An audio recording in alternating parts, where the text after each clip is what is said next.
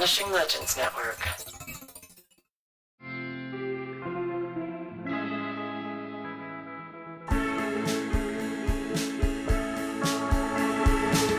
Welcome back to the show, and happy Valentine's Day weekend. Look, Valentine's Day is a big deal for me and Susan. It's one of our anniversaries. We have like 5 anniversaries. We have first date, first sex, first good sex. Maybe getting married is one of them. I honestly, I can't remember.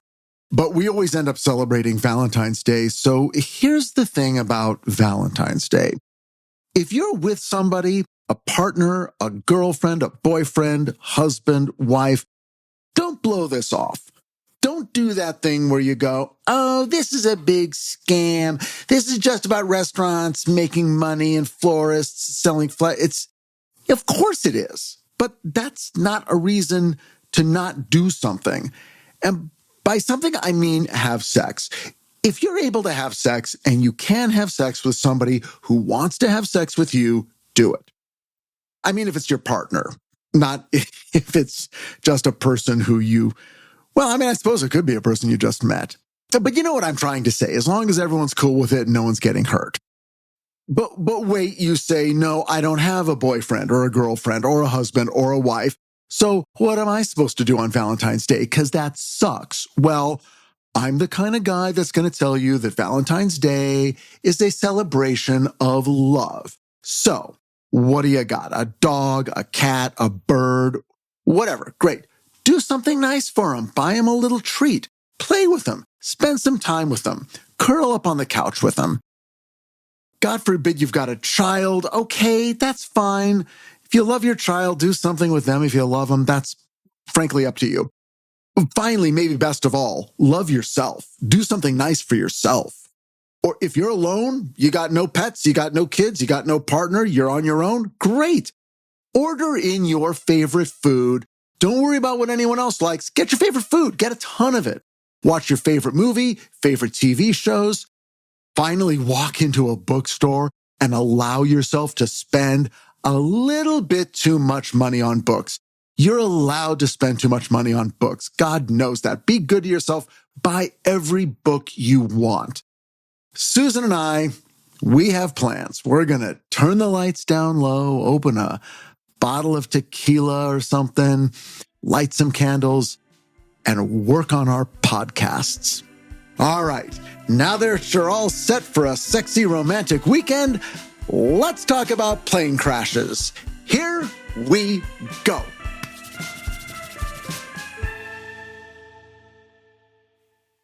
The Ghost of Flight 401 by John G. Fuller. Eastern Airlines Flight 401 crashed just before midnight on December 29, 1972. Several minor and completely avoidable problems cropped up in the cockpit simultaneously, and it was the combination of these problems and the flight crew's attempt to address them that resulted in the L-1011 Whisperliner plunging into the Everglades 20 miles outside Miami International Airport. Of the 176 people aboard the plane that night, 101 died.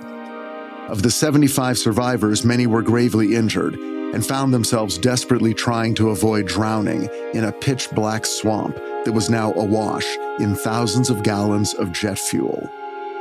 Captain Bob Loft died shortly after impact. Second Officer Don Repo was rescued from the wreckage but died days later of his injuries. Loft and Repo were the pilot and co-pilot of the airplane. As the cause of the crash was painstakingly reconstructed over the ensuing weeks and months, the cause would finally be blamed on pilot error. John G. Fuller's book, The Ghost of Flight 401, Putnam Publishing Group, 1976, is the story of the crash itself, and then the author's personal journey following up on claims that numerous employees of Eastern Airlines had personally seen, and in some cases interacted with, the ghosts of Bob Loft and Don Repo.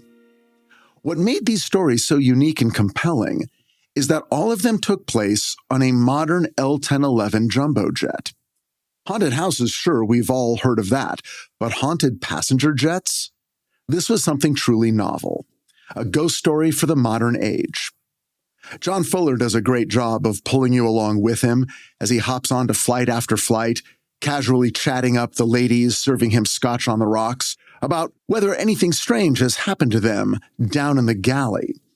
Sure, he's asking about ghosts, not the Mile High Club, but still. It's a sexy, scary story, the best kind. And by the end, he's enlisted the help of no fewer than 4 different Eastern Airline employees to help him with his research. At a certain point, a woman named Elizabeth Manzioni becomes his main accomplice, and it's no great surprise to learn that after the writing of this book, they got married. Now, don't get me wrong, in the 1970s, there were plenty of reasons aside from ghosts to be afraid of air travel. Crashes were far more common, and for a span of 10 years, hijackings were becoming an almost weekly occurrence. During the peak period from 1968 to 1972, there were over 130 hijackings in the U.S. alone. But even with all this, back then, air travel was considered a luxury. I remember airlines advertising based on their competing levels of comfort, courtesy, and overall dedication to pampering passengers. In fact, once you got to the airport, your vacation was already underway.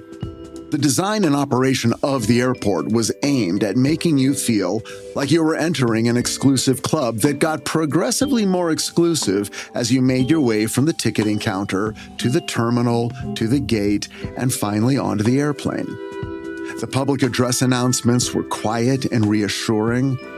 Questions, problems, or requests were greeted with calm smiles. After all, you paid good money for your ticket. Why shouldn't you be treated as a valued customer? Boarding the plane felt like entering a luxury hotel. There was an air of excitement. People were happy and dressed up. That's right, people used to dress up to travel by air, a holdover from the days of the blimp and the Zeppelin. The seats were wide and comfortable. The flight attendants, it's the 1970s, stewardesses, made sure there was a drink and a pack of cigarettes in your hand immediately. Instead of just saying the words, they actually wanted you to have a pleasant flight, and they wanted to know what they needed to do to make that happen. Unlike now, when airlines regard you more like a head of cattle that has been granted the gift of speech and bipedal locomotion and has somehow wandered onto one of their aircraft. I'm tempted to single out a particular airline as the worst, but really, aren't they all equally terrible? I haven't taken a single flight in the last 15 years in which I didn't feel as if the airline would vastly prefer that, because I have a choice, I choose any other airline but theirs. I arrive at the airport pre-browbeaten, the way you feel when you have to go to the DMV or the principal's office. The airline workers make it clear they don't want to be there, and frankly, you being there isn't helping. Why did you pack your bags too heavy? Why are you setting off our metal detectors? Why are you boarding out of order? Why are you doing everything wrong? Their attitude seems to be, flying these airplanes would be a lot easier if it weren't for all you goddamn people climbing on and off every time we land.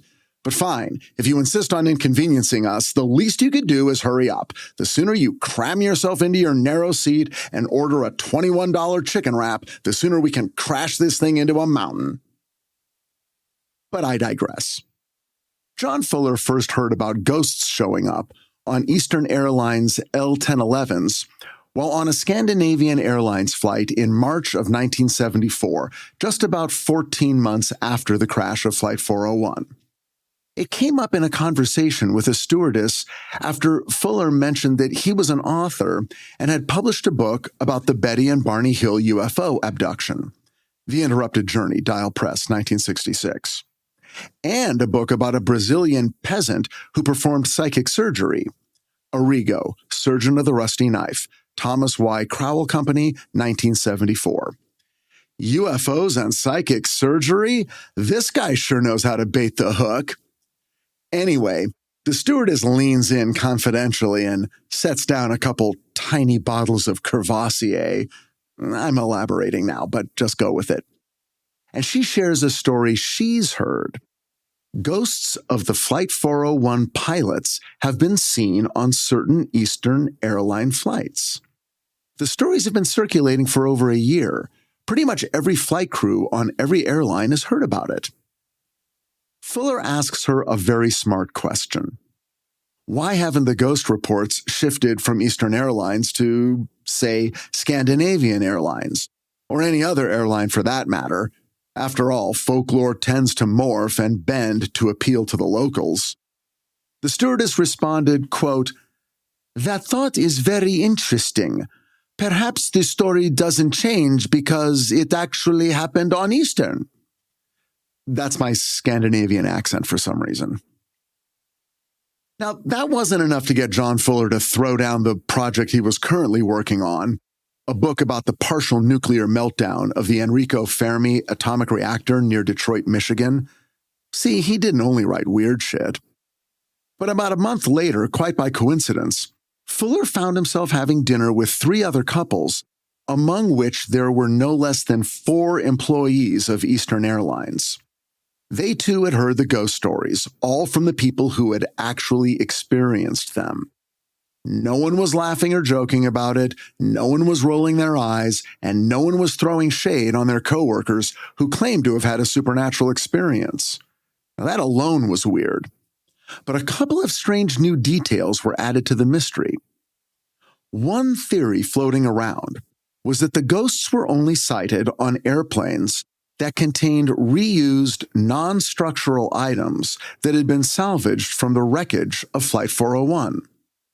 There was a story written up in Flight Safety Foundation, a newsletter sponsored by a group of aviation insurance companies, which reminds me I've got to renew my subscription, about the ghost of Don Repo actually warning someone of a possible fire risk on a particular jet.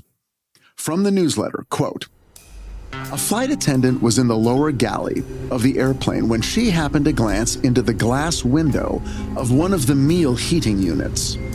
There, looking out at her, was the face of Don Repo, the flight engineer that had lost his life in the Everglades crash. Mystified, the flight attendant went topside and asked another stewardess to go below. She did and verified what the girl had seen. The 2 of them then asked the flight engineer of their flight crew to go below, and he did, and not only saw, but talked to the vision, or ghost if you will, who said, 'Watch out for fire on this airplane.' Shortly thereafter, a fire developed in one of the big jumbo jet's engines. It was only through the flight crew's almost unbelievable expertise and handling of the big jet were they able to come around and land safely on one engine, never having gotten any higher than 400 feet above ground level." Could it be true? Did Don Repo's ghost appear on an Eastern Airlines L-1011 for the sole purpose of warning the flight crew of possible problems on the aircraft? These details stuck with Fuller long enough to convince him there might be more to the story. He started out by visiting the FAA so he could research exactly what happened on the night of December 29th, 1972. Maybe the facts of that doomed flight would shed light on the strange events that were to follow. Supernatural events that began less than 2 months after the tragic crash of Flight 401. I never had a problem with airplanes until July 12th, 2002. Up until then, for me, flying was fun. When I was a kid, we never flew anywhere because my mom was terrified of airplanes. Meanwhile, everyone we knew was flying everywhere all the time, and I was incredibly jealous. It seemed so fancy. To me, if you got to fly on an airplane, that made you special. You were important. You were rich. And so, of course, the opposite must be true as well.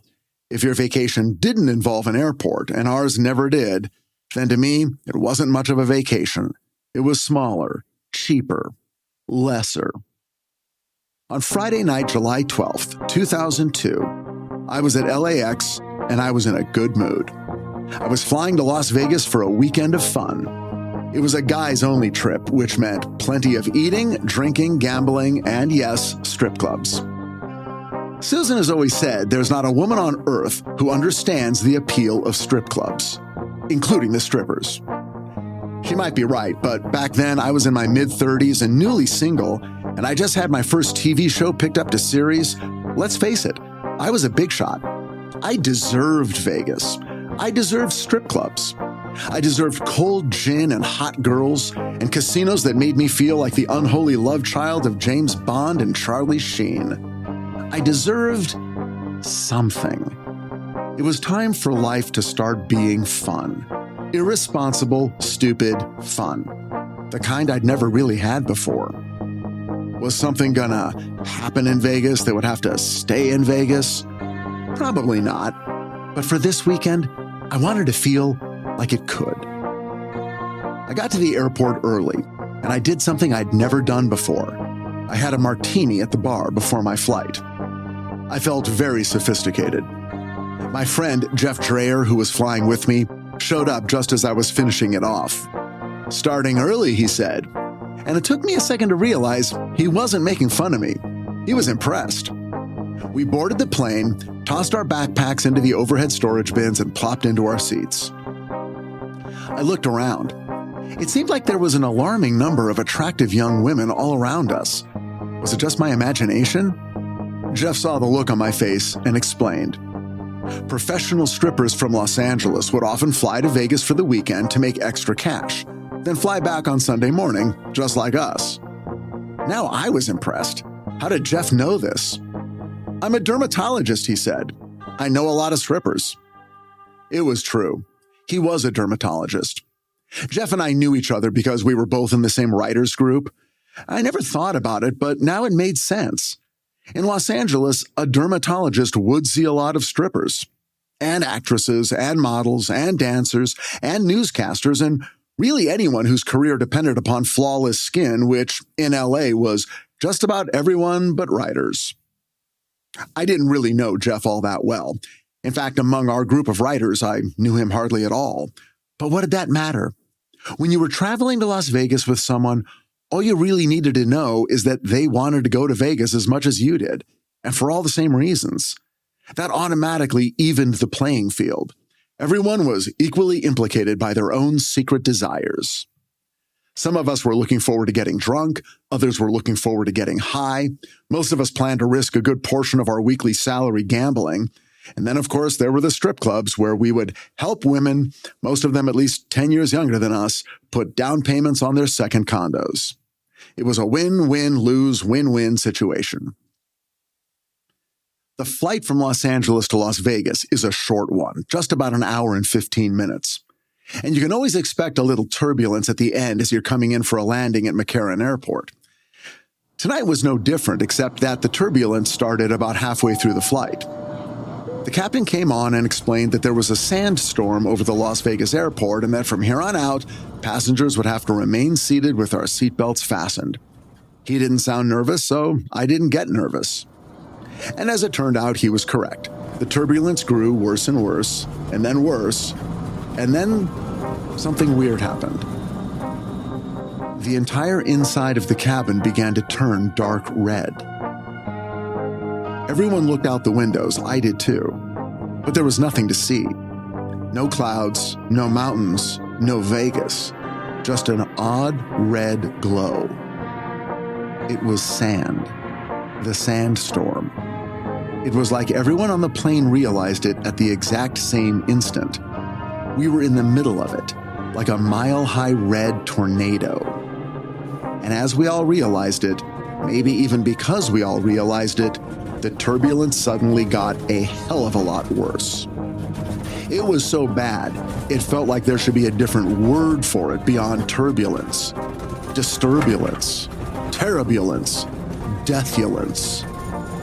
The captain burped some words over the PA, and the flight attendants strapped themselves into their seats, looking grim and unsure.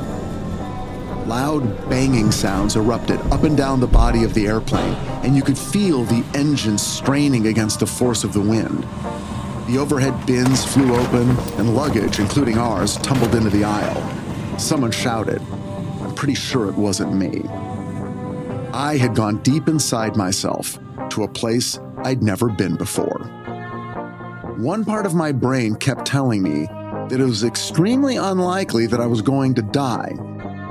But at the same time, I was aware that something had changed in my body. The mental membrane that I had constructed on every plane trip I had ever been on was suddenly torn. That little membrane that reassured me that I was basically safe, that the worst was never really gonna happen. But now, whether it was going to happen or not, I suddenly realized that it could happen, and I was getting a taste of how it would feel if it did. I felt completely helpless. I started praying the way people who don't typically pray do. My request was put out in general to any supernatural force that could hear me and might want to help. Please, please don't let this plane crash. Just please. The plane suddenly dropped. 10 feet, 100 feet. One of the flight attendants yelped, but there was no reassuring burst of laughter. No one was laughing. No one was talking. It was deathly silent except for the sound of the straining engines and the banging sounds up and down the fuselage. We were all concentrating on keeping the plane in the air. This was no longer a pleasant Friday night flight to Vegas.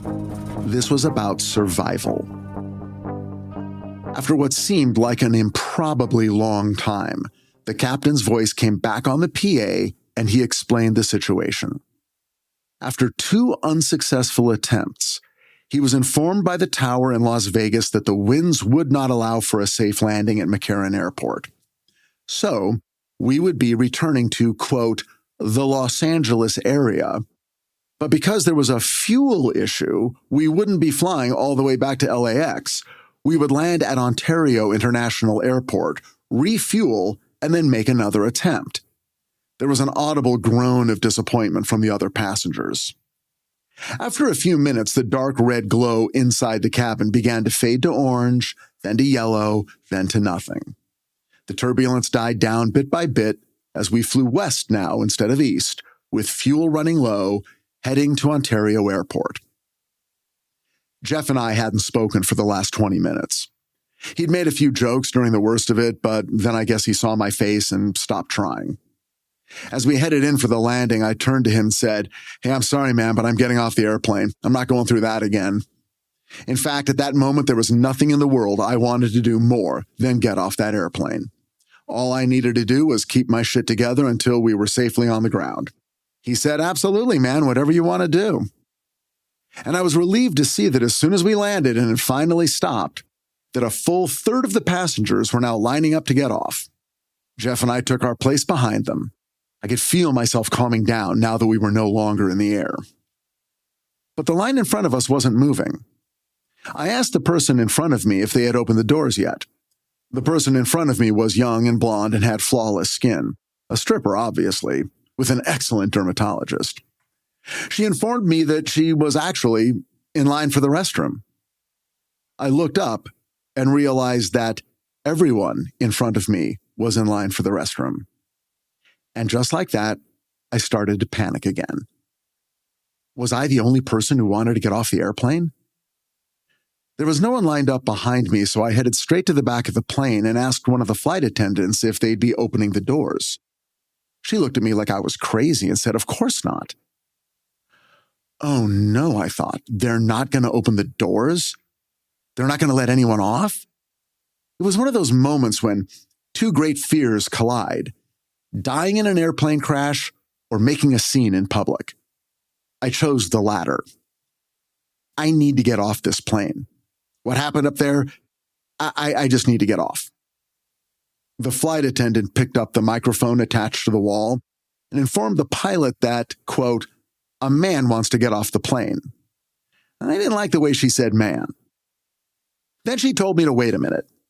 Jesus Christ, I thought, I'm going to be that person. I'm going to be the person making a scene in public. Even worse, making a scene on a flight to Las Vegas packed with strippers. I noticed a commotion up ahead. It was a man in uniform pushing his way downstream against the line of people headed toward the bathroom. He looked at the flight attendant, then at me, then back at the flight attendant. There was a slight nod between them, and then he said, "Sir, is there a problem?" Is there a problem? Yeah, we almost died in a sand tornado. Was it really that crazy that I wanted to get off the plane?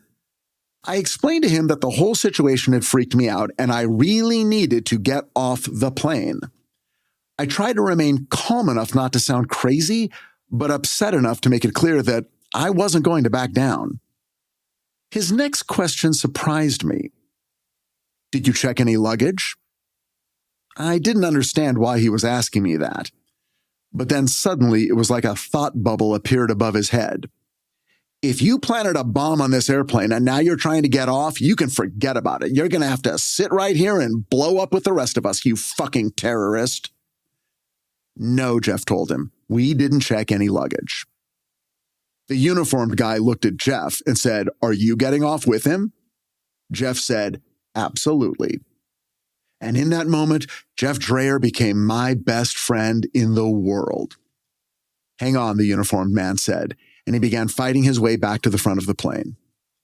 Now Jeff and I just stood there. It was becoming clear to everyone around us that there was a crazy person who, for some crazy reason, wanted to get off the plane. He must be insane, I imagined them thinking. He's not even willing to die to get to Vegas for the weekend. What kind of a sick fuck is he? The flight attendant behind me picked up the PA, listened, said something back, then hung up. "All right, gentlemen," she said, "follow me."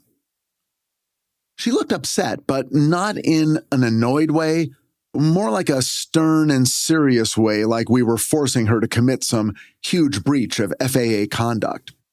And maybe we were. It was less than a year after 9/11, and a whole host of new rules and procedures had been introduced throughout the airline industry. Rules about when, or when not, to open the main cabin doors and let passengers on and off. We made our way past row after row of beautiful young women who all sat back looking bored, like nothing that could happen to them on this airplane could possibly be worse than whatever was waiting for them in the VIP lounge of the Spearmint Rhino. We finally reached the front of the plane where we were allowed to disembark. We were the only people who got off the airplane. I'm not proud of what I thought at that moment. Fine, I thought. I hope it crashes. Then you'll see. We were the smart ones, and all the headlines will read, "Writer-creator of ABC pilot miracles and stripper dermatologist demand to leave doomed flight minutes before tragic crash." Well, no planes crashed that night, in Vegas or anywhere else. Jeff and I rented a car in Ontario and drove to Vegas. We got in just before midnight. Everyone on that plane got there hours before us. And at 2 a.m. at Olympic Gardens, I wondered if any of the strippers working the floor recognized me as the crazy guy who scuttled off the plane, delaying their flight and their income just a little bit longer. You know the old saying, "For want of a nail, the kingdom was lost"? Eastern Airlines Flight 401 went down because of a 30-cent light bulb. It was just past 11:30 p.m. on December 29, 1972. Flight 401 was making its final approach to Miami International Airport. Captain Bob Loft had just given the order to First Officer Albert Stockstill to throw him out, which meant to lower the landing gear. Stockstill did. They all heard the usual grind and thump as the gears fell into place. But a moment later, Captain Loft noticed that only 2 of the 3 landing gear lights were on. It appeared that the nose gear had not descended properly. Loft informed ground control of the issue and was given permission to circle and reapproach. The landing gear was brought back up and then redeployed, but still the 3rd light, confirming that the nose gear had descended, refused to come on. Here's where things get weird. Loft and Stockstill wonder if the problem is simply that the light is burned out. So Stockstill begins fiddling with it, trying to pull it out of its housing and then put it back in to see if it's working or burned out. But the light is in an awkward place from where he's sitting, and he can't quite get it to dislodge. For a moment or two, everyone seems focused on the insanely minor issue of getting the little light bulb out of its socket, but no one can quite seem to do it. The bulb is jammed. Finally, Second Officer Don Repo volunteers to go down into the disturbingly named hellhole to make a visual check of the landing gear. Maybe it is down and fully engaged, and the problem really is just a burned out light bulb. So Don Repo goes down into the hellhole, but comes right back up. He can't make a visual confirmation because it's too dark. At this point, Loft and Stockstill are 90% convinced that the nose gear is indeed down, having recycled the process themselves. But now, Angelo Donadeo, an L1011 tech expert who happens to be on the flight and was invited to join the cockpit crew, volunteers to go down into the hellhole with Don Repo as an extra pair of eyes to see if he can help out. So, all this stuff is going on, but at the same time, something else is happening. Something that no one has noticed. It is now 11:41 p.m., and for the last 3 minutes, Flight 401 has been slowly losing altitude. The autopilot had been on, but a slight bump on the control column, which had gone unnoticed, had disengaged it. And because of the near constant discussion about the landing gear and the malfunctioning light, the black box voice recorder clearly shows that no one in the cockpit heard the soft alarm chime that signals a drop in altitude. Because the approach to Miami International Airport is routed directly over the Everglades, the darkness beneath the airplane is total. There are no obvious visual indicators of altitude outside of what is displayed on the instrument panel. And because of a disconnect between the pilot and the co-pilot's display readings, Stockstill's altitude indicator still displays the autopilot altitude of 2,000 feet, even though, in fact, the plane had now descended to below 1,000 feet. An air traffic controller in the Miami Tower saw a reading of 900 feet altitude for Flight 401, but momentary deviations in altitude on the radar display are apparently common, so the controller, who was busy tracking 6 other incoming flights, waited for another scan on the radar scope to verify the reading. At 11:42 p.m., the plane was only 600 feet above the swamp, and it was descending at a rate of 500 feet every 20 seconds. This exchange were the final words on the voice recorder later recovered from the crash. Quote, "Stockstill. We did something to altitude. Loft. What? Stockstill. We're still at 2,000, right? Loft. Hey, what's happening here?"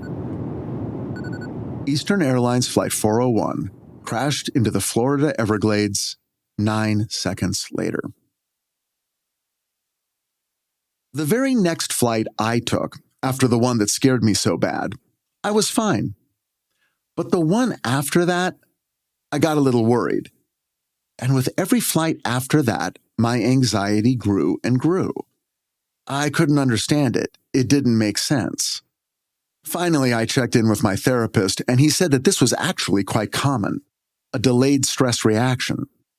He also said that I had obviously internalized the fears of my mother. Great. Did this mean the cure was years away? Would I have to work through all of my mother's fears as well as my own before I emerged from therapy completely and 100% sane? By the following summer, I was coming up with reasons not to fly. Weren't there plenty of things to do and see within driving distance? By the fall of 2003, I knew I was in real trouble. My cousin was having a destination wedding in Hawaii. I should have been thrilled, but instead, I spent days dreading the flight, subconsciously coming up with reasons that I couldn't go. But I did, and I was miserable the whole time.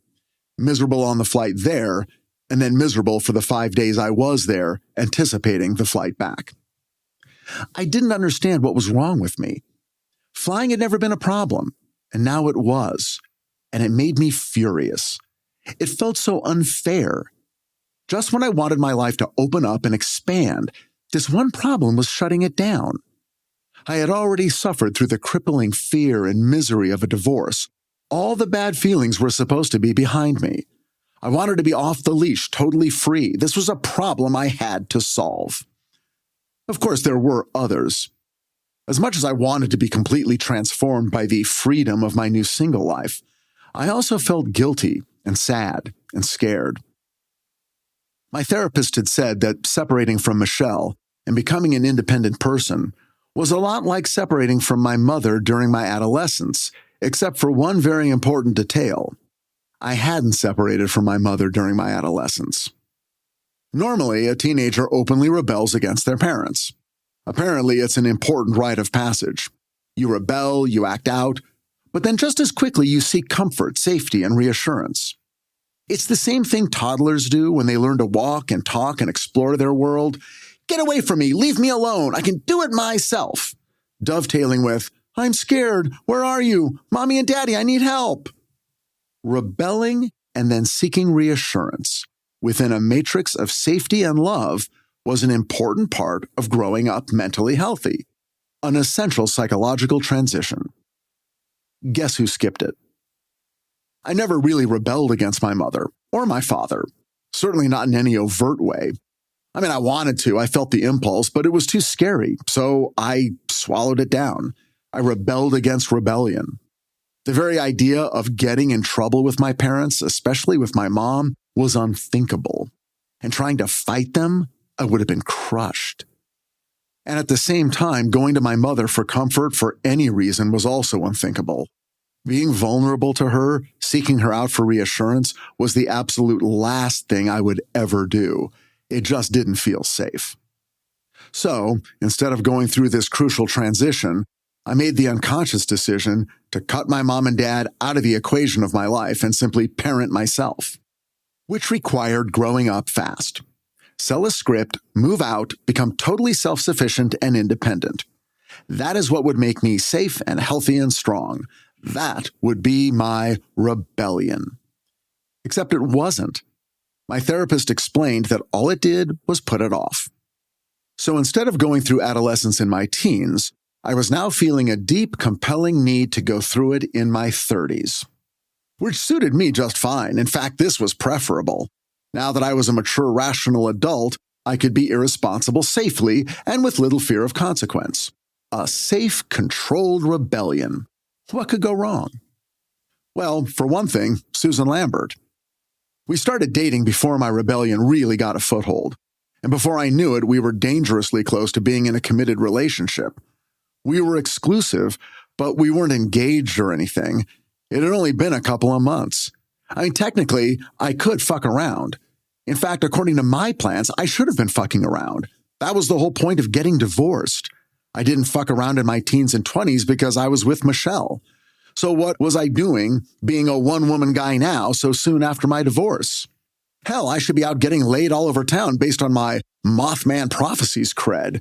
I mean, there had to be all kinds of women out there just dying to jump into bed with a guy who'd written a poorly received film based on the folklore of a mysterious flying humanoid. Why, yes, ladies, I did write the Mothman prophecies, but please don't all leave your boyfriends at once.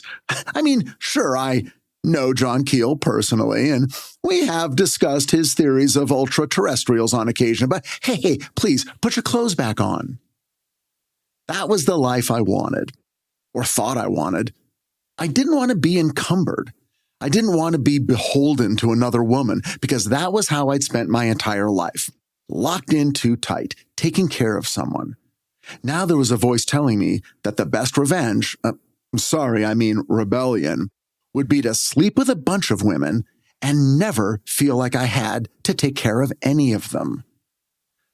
The thing I couldn't figure out was that Susan was somehow outside these thoughts. She was separate, siloed off somehow, a completely different experience. Right after Thanksgiving that year, Susan suggested that we take a trip to Jackson Hole, Wyoming in January.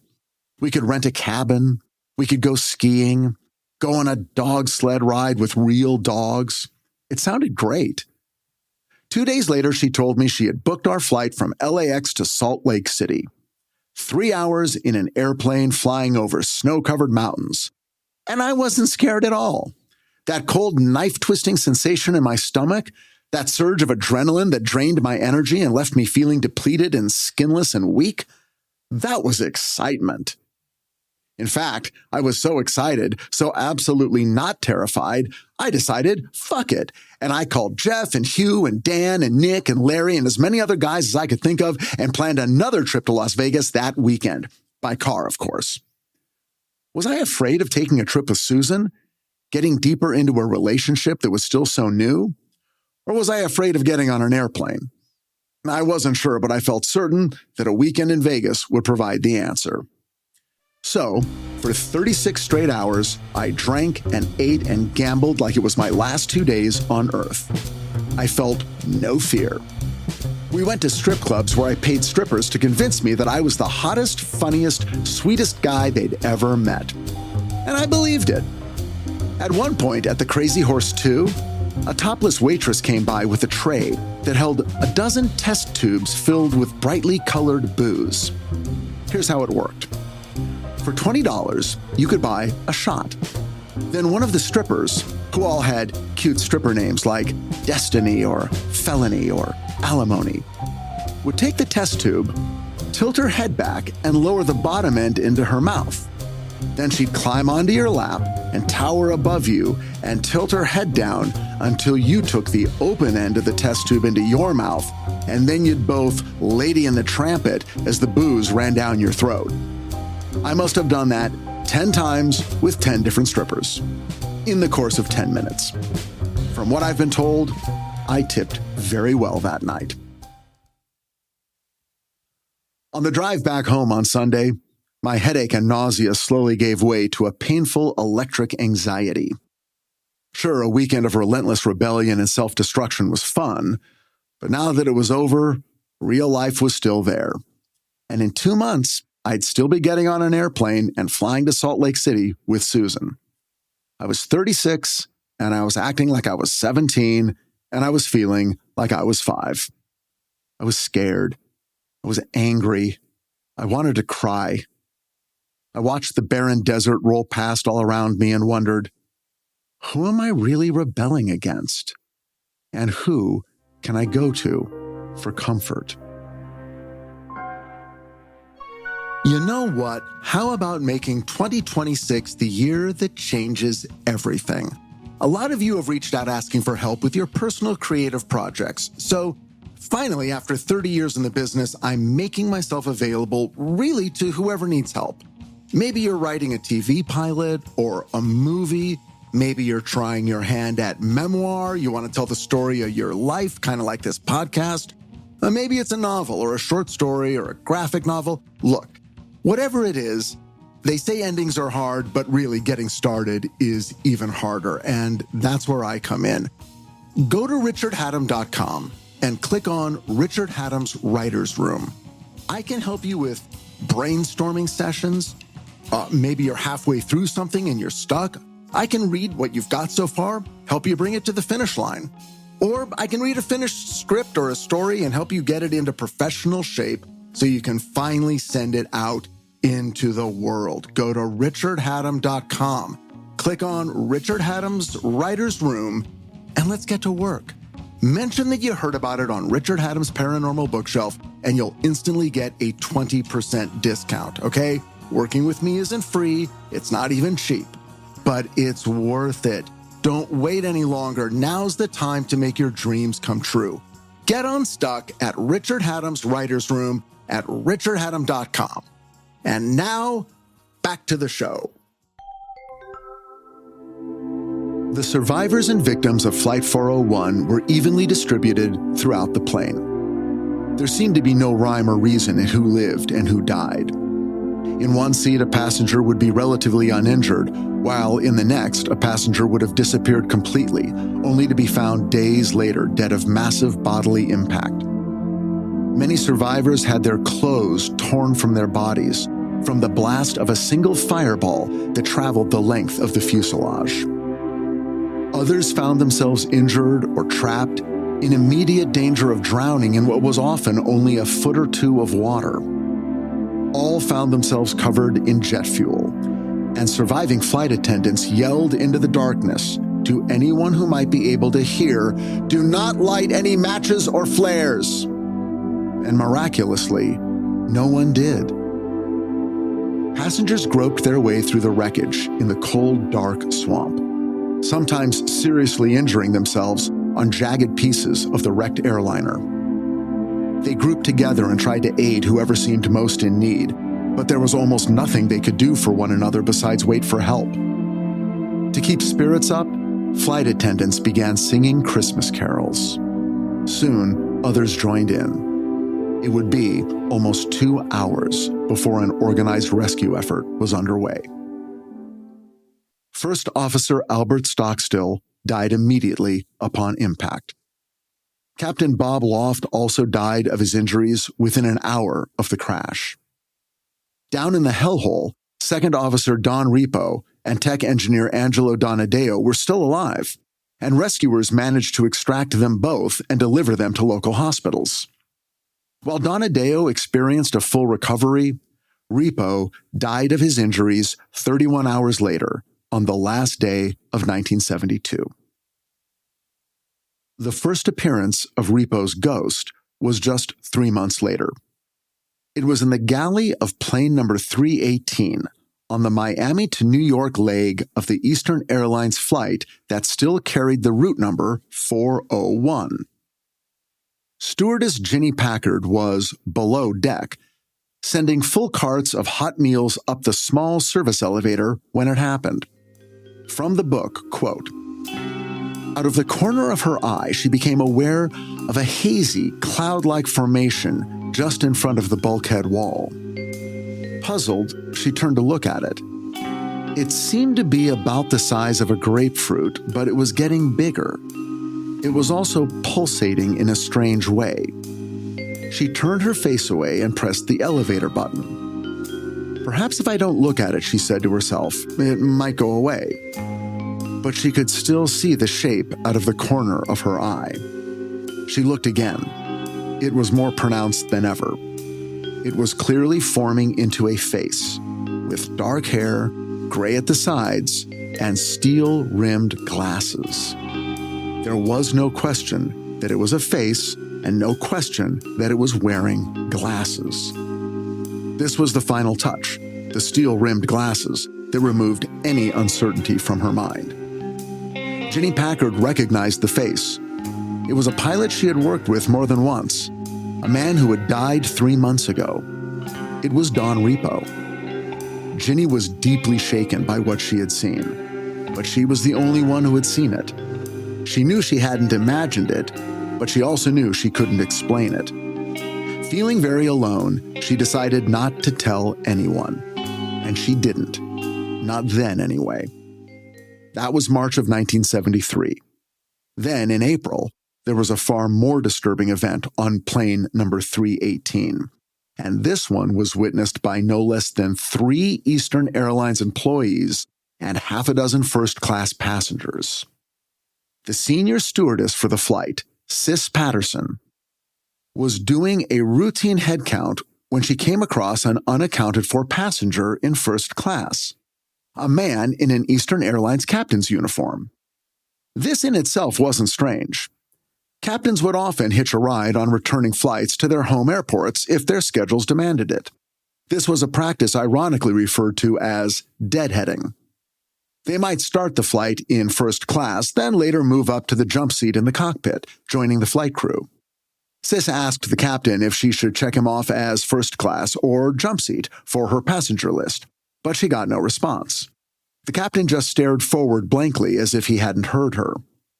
Flight supervisor Diane Boaz joined Sis and was equally puzzled when the captain wouldn't respond to her either.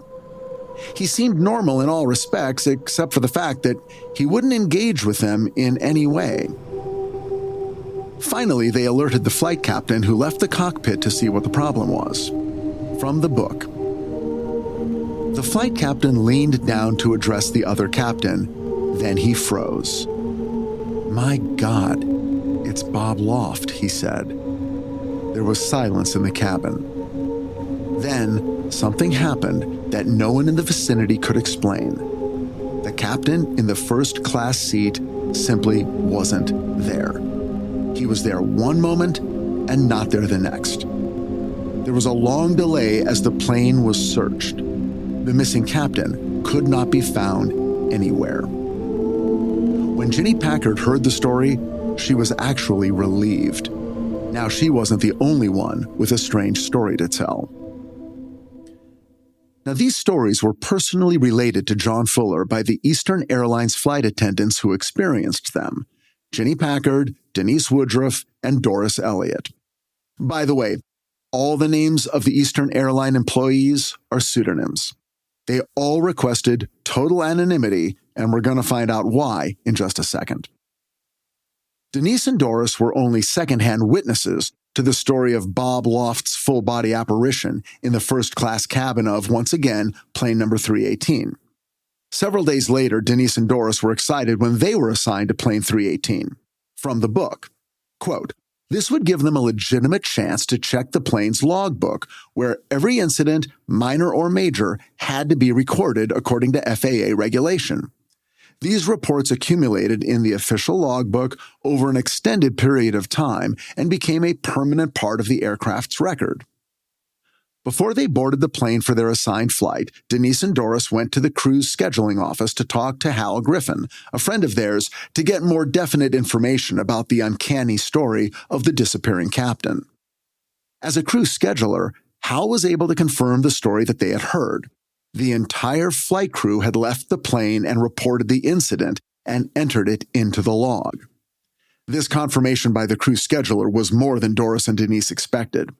As soon as they boarded plane number 318, they went to check the logbook. But when they opened it, they noticed something very strange. All the pages up to and including the date of the incident had been removed, contrary to general practice. The comments recorded by the captain and crew of that unusual flight were now completely missing. And here is where we need to talk about a major factor in this book's overall credibility. No matter how hard he tried, John Fuller was unable to verify the first-hand witness accounts of the supernatural events that supposedly occurred on the L-1011s because he had no access to any written records. And since the employees were all afraid of retaliation by Eastern Airlines, none were willing to allow him to use their real names. Many had already been threatened with psychiatric evaluations or termination. It will not surprise you to hear that the upper management of Eastern Airlines all denied that there were any paranormal events on any of their planes. The party line was basically that the ghost stories were just gossip cooked up by a bunch of dizzy dames. Look, in truth, I think it would be too much to expect officials from a major airline to indulge any talk of a haunted airplane. They had enough on their plate simply reassuring the public that their planes were safe and reliable despite what happened in the Everglades. Fuller realizes he has a problem, but he reports the stories that are being related to him because he instinctually trusts the sources, and at a certain juncture, he realizes he has bigger fish to fry. Ultimately, this is a story about the existence of life after death. And the Eastern Airlines Public Relations Office notwithstanding, he keeps getting reports from pilots, engineers, flight attendants, and other employees in this most modern field who all absolutely believe that they are working side by side with ghosts. He knows he's hit a tipping point when he learns of a pilot who attempted a kind of amateur exorcism to rid plane number 318 of the ghost of Don Repo. I was in an old stone building on Colorado Boulevard, sitting outside a door, waiting to see a woman. Susan knew nothing about it. The woman's name was Karen. Karen Meiselman. Okay, Karen Meiselman, PhD. She was a therapist, but more important, she was also a hypnotist. My therapist had recommended her to me after several weeks of hearing me whine about being afraid of flying and more or less demanding a quick solution. There were things about hypnosis that interested me. The thing that interested me the most was that it seemed like magic. It seemed easy. Karen took me through some relaxation exercises. I was supposed to imagine myself in a safe, calm place. She told me that other patients often pictured themselves in a cabin in the woods. But I already had my place, and I'd had it since childhood. It was inside my bookshelf, in the space behind the books. I would imagine myself very small in a cozy bed tucked into that dark, quiet space with the books rising up on my right. Above them, faint yellow candlelight from the room below flickered against the back wall of the shelf.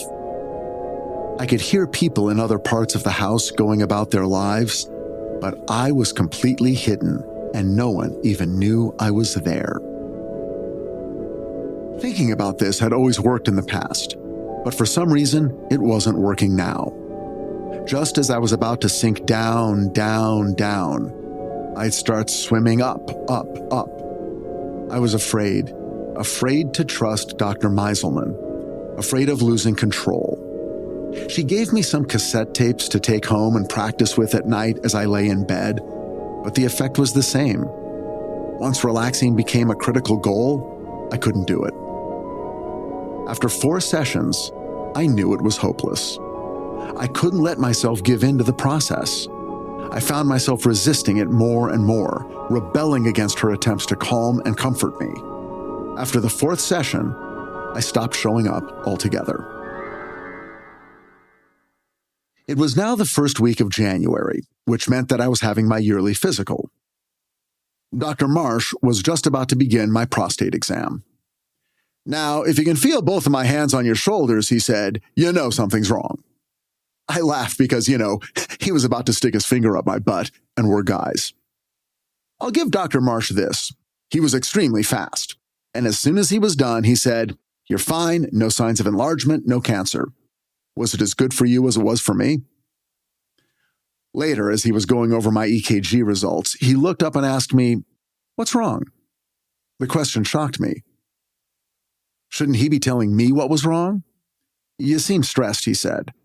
He could tell this from the EKG?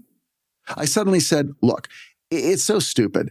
I'm supposed to go on a trip with Susan in a couple of weeks, but for some reason, I don't know, I'm really stressing out about the airplane." I went on making excuses until he raised his right hand, stopping me in mid-sentence. "Have you tried Xanax? My wife hates flying. She takes it every time we travel." I was stunned. Xanax. The word had such an exotic sound, like the name of a genie. "What is Xanax?" I asked. "It's an anti-anxiety muscle relaxant," he said. "You take it 30 minutes before takeoff, you go to sleep." This is how he talked. Straightforward, no bullshit. A plus B equals C. What goes up must come down. "And it works," I said. "Of course it works," he said. "We've been to Europe, we've been to China, we've been to Australia. She sleeps, I read a book. It's a wonderful drug." I wasn't so sure. Drugs had never been my thing, and neither had drinking until just a few years earlier. For me, giving up control was terrifying. And ironically, giving up control was what was making me afraid of flying. But now I'd be on a plane and on drugs? Maybe that wasn't such a good idea. One thing he said as he tore the sheet off the prescription pad: "Don't fight it." "What do you mean, don't fight it?" "Your hypervigilance is part of the problem," he said. "You think you're responsible for making sure the plane doesn't crash. So when the drug starts to work and you start to relax, your brain kicks in and you start to fight the drug. Don't do that. Just let it do its thing." He handed me the prescription. I looked at it in my hand. Don't fight it, I thought. Like the way you fought hypnosis. Taking a serious, mood-altering drug felt decadent, forbidden. Who was I? Ozzy Osbourne? Maybe this could be part of my adolescent rebellion. Or would I rebel against the drug?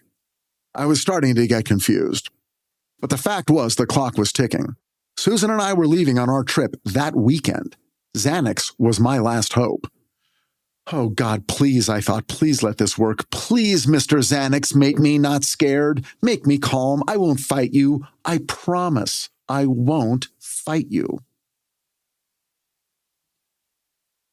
The pilot who attempted to exorcise the ghost of Don Repo from plane number 318 was Dick Manning, also a pseudonym and a damn good one. Dick had heard the stories of Loft and Repo appearing on plane number 318. At this point, they had been going on for well over a year. Now, Manning was a devout Christian, but he also believed in the biblical validity of apparitions. During a layover in Miami, he boarded plane number 318 early and headed straight down to the galley. He brought with him a small cup of holy water. Here is the story he told John Fuller. Quote, "The moment I got down there in the galley, the lights started flickering on and off. I sanctified the galley with a cup of holy water. I sprinkled it around and around the area. As I did so, a wind started blowing down there. It grew cold. It was like standing inside a deep freeze. I sensed a presence in the room, and then a shape began to form. It kept fading in and out. It formed enough for me to recognize the features of Don Repo. I said to him, 'Don't you know that you're dead? You have lost your life. Your spirit remains here, but you have not taken your rightful place where you belong.' Then I said, 'In the name of Jesus, by his blood, you are begone from here. I am calling an angel of light, and he shall take you to the place that you belong.' Then, where the shape of Don Repo was standing, there was a light, a very bright luminescence. It was so bright I had to turn my face away. Then everything was gone. He was no longer there." Manning was bold enough in his belief to actually tell other airline employees what he had done. And guess what? Eventually it got around to his supervisor, who called him into his office to talk about it. He was clearly disturbed by the story going around and wanted to know if it was true. To his credit, Manning admitted everything. In his mind, he had done both Don Repo and Eastern Airlines a favor. If what he did worked, and he thought that it had, it meant that Repo had gone on to his final reward and the ghost stories would finally end. From the book, quote, "The supervisor said to Manning, 'If I really thought that you believed in that, I'd send you down for a psychiatric examination.' Manning looked directly at him and said, 'I believe it, and I dare you.'" He was never sent to the psychiatrist. I knew I was going to have to tell Susan about the Xanax. There was no way I was going to secretly take some weird drug right before we got on an airplane without her knowing about it.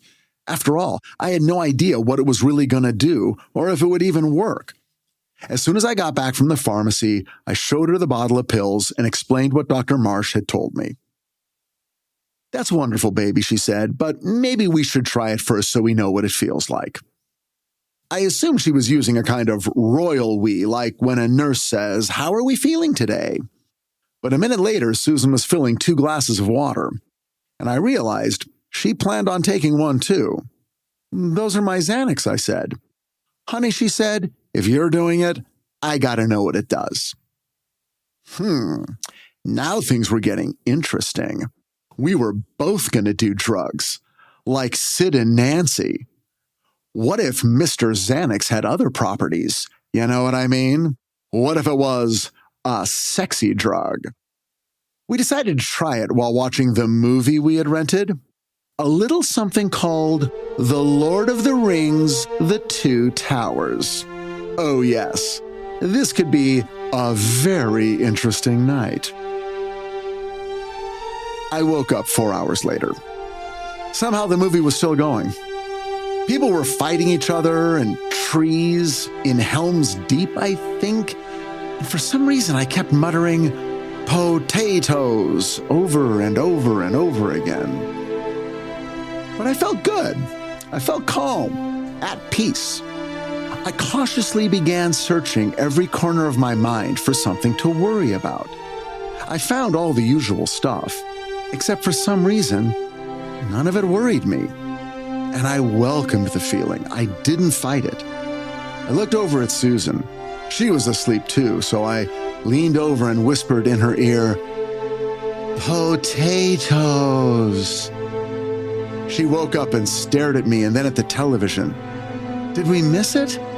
"I think so," I said. But the movie kept going on for a few more hours. Finally, we turned it off and went to bed and slept. I never expected the story of the ghost of Flight 401 to end with John Fuller and his stewardess girlfriend Elizabeth talking to the ghost of Don Repo on a Ouija board in a hotel room, but here we are. I don't think John Fuller expected it either, but at some point, he too had decided not to fight it.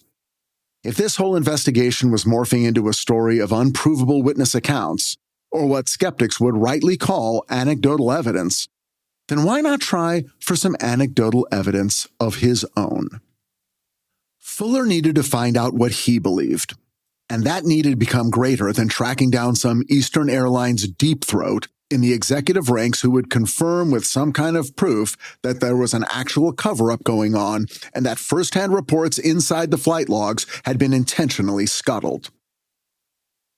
For him, the question boiled down to, are the people who feel they have communicated with the ghost of Don Repo crazy? Like so many before and after him, Fuller thought of himself as the ultimate paragon of sanity. If he could experience what they had experienced, then they weren't crazy because he wasn't crazy. And if along the way he gathered information through the Ouija board that could be confirmed as factually accurate, so much the better. John and Elizabeth bought a Ouija board at a local department store and then retired to a private hotel room to conduct their first experiment. Fuller considered night one of their experiment a failure. They appeared to make contact with some energy or spirit that claimed to be Don Repo, but the answers they received to their questions were things they already knew or had strongly suspected. In other words, they could have been subconsciously controlling the Ouija board's planchette and doing nothing more than talking to themselves. Night 2 was different. Don Repo came through with a request. Go phone Donna. Donna, they discovered, was the name of one of Repo's daughters. Elizabeth asked what message Don would like them to give Donna, and the Ouija board replied, I love her. Forget Don. Tears don't help me come back. This message chilled Fuller. Tears don't help me come back? It wasn't factual or verifiable, but it sounded and felt so human, so personal. Fuller tried to get everything back on a professional level. He asked Repo to mention some things he did on his pre-flight checklist. This was information Fuller didn't know, but could easily check. Repo's response? Wheels, visual, nose gear, tires, be good girl, phone Donna, tell her. Then, without prompting, the planchette began a series of violent moves that seemed to produce a message of gibberish. The pilot Everglades friend had more hurt for us pilots and Eastern crew in their house. The girls see me in galley oven. Did mice leave that family closet? John and Elizabeth couldn't make any sense out of the pilot Everglades friend had more hurt for us pilots and Eastern crew in their house. The most coherent bit seemed to be, the girls see me in galley oven, but then again, that was information they were both quite familiar with. And the last words, did mice leave that family closet, seemed to be a complete non sequitur. Then suddenly, another strange phrase came through. To go into wastebasket, pennies, sit there, boys' room. The message that Fuller grappled with most was the one about phoning Donna, Repo's daughter. Up until this point, he had not directly approached the families of any of the flight crew. He had no idea how they were processing their grief from the loss of their family members or what their religious beliefs were. So the last thing he wanted to do was upset them with questions about information he may have received from a dead loved one through a Ouija board. But Repo had been insistent. The message had been repeated several times throughout the session. Finally, John Fuller settled on what he felt was a fair compromise. He wrote Donna a letter. Here it is. Quote, Dear Donna Repo, I'm in the process of writing a story on the L-1011 tragedy, which in no way will reflect badly on the flight crew or Eastern Airlines. The underlying theme of the story is very simple: the fragility of life and the importance of life after death. In the background research I've done, I've of course come across a tremendous amount of material regarding the reappearances of the flight crew of Flight 401 in the galley and elsewhere on plane number 318 and several others. This material in turn bears heavily on the theme. I'd very much like to share with you some of the material I've come across in my many months of research, much of it turned up by Elizabeth Manzioni, my research assistant who's been a cabin attendant for Northwest Orient Airlines for the past 7 years. Both of us would like to meet you and have you as our guest for dinner when we come to Miami within the next few weeks. 1 week later, the letter came back unopened and stamped, "Return to sender, no such number." It took John a few days to track down the address of Donna's mother, Don Repo's widow, and he resent the letter there to Donna, care of the new address. 4 days later, he received a call from Donna, who had a strange story to tell. From the book. "Your letter arrived at my mother's house and she brought it over to me. I opened the letter and read it later after she left. Frankly, I didn't want to talk about the story. I was about to throw the letter away when I got a call from my mother. She had mentioned that your name sounded familiar and she was trying to think of where she had seen it before. Then she remembered she had just read a book of yours, Arrigo, Surgeon of the Rusty Knife. So she called me and said she was very interested in talking to you. She wants to share with you some of the experiences she's had since the time of the accident. They're very strange. So we'd be glad to take you up on your dinner invitation."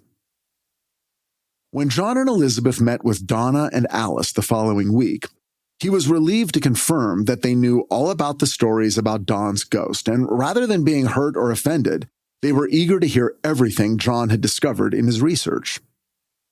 John told them about the stories he heard from flight attendants and stewardesses.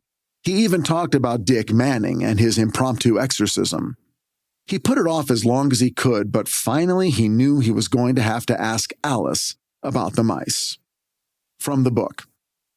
This might seem like a crazy question to you, but did you ever have any trouble with mice in what you call your family closet? Both Donna and Alice looked startled. How do you know about that?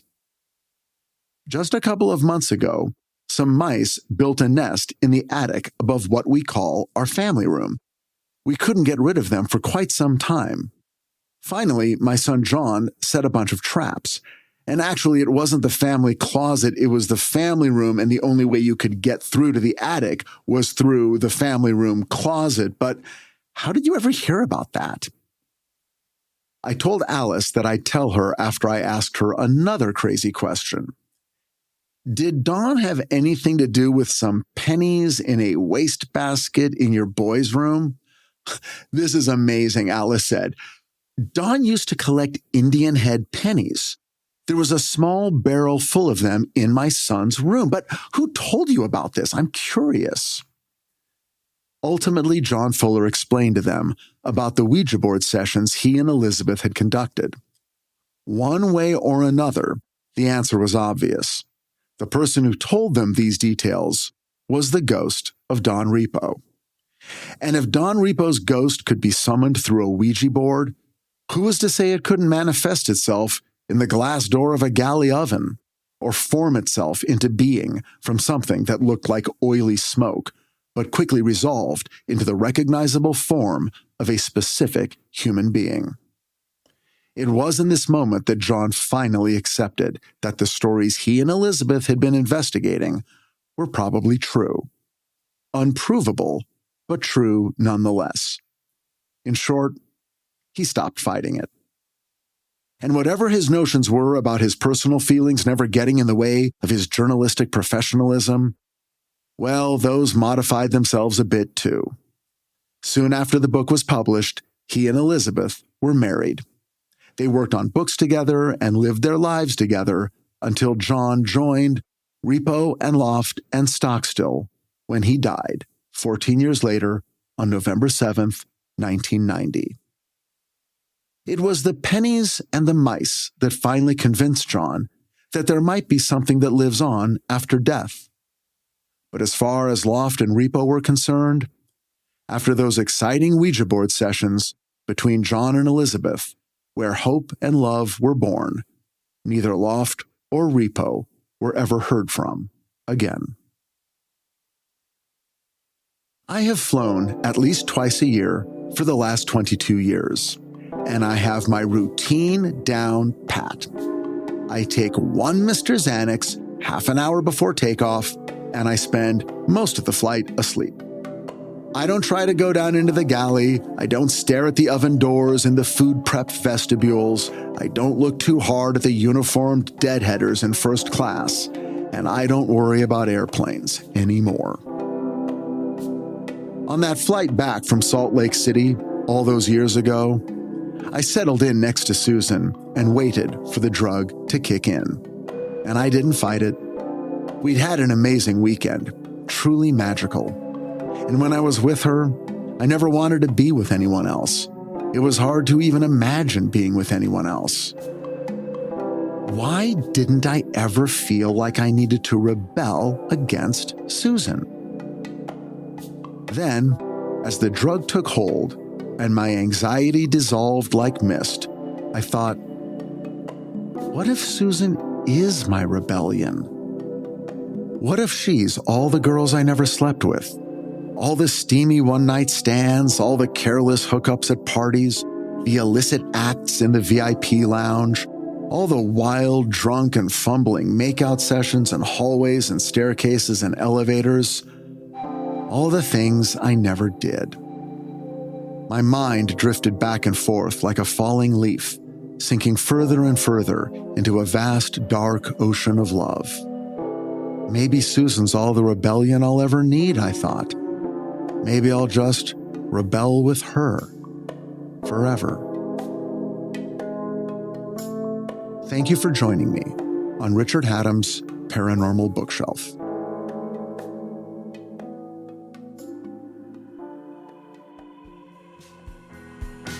Richard Hatem's Paranormal Bookshelf is presented by Astonishing Legends, 134 West, and Summerland Entertainment. Executive producers Scott Philbrook, Forrest Burgess, and Susan Lambert. Our associate producers are Tess Feifel, Sailor Franklin, and Harrison Marks. Our sound designer, editor, and engineer is Kevin Ducey. Artwork is by Tommy Beaver, our website is by Kayla Lord, and our music, as always, is by Nima Kazaruni. Please join us next time as we go deep into the woods on the eternal hunt for Sasquatch. Until then, be safe and be well, find the light in the dark, and we'll see you again soon.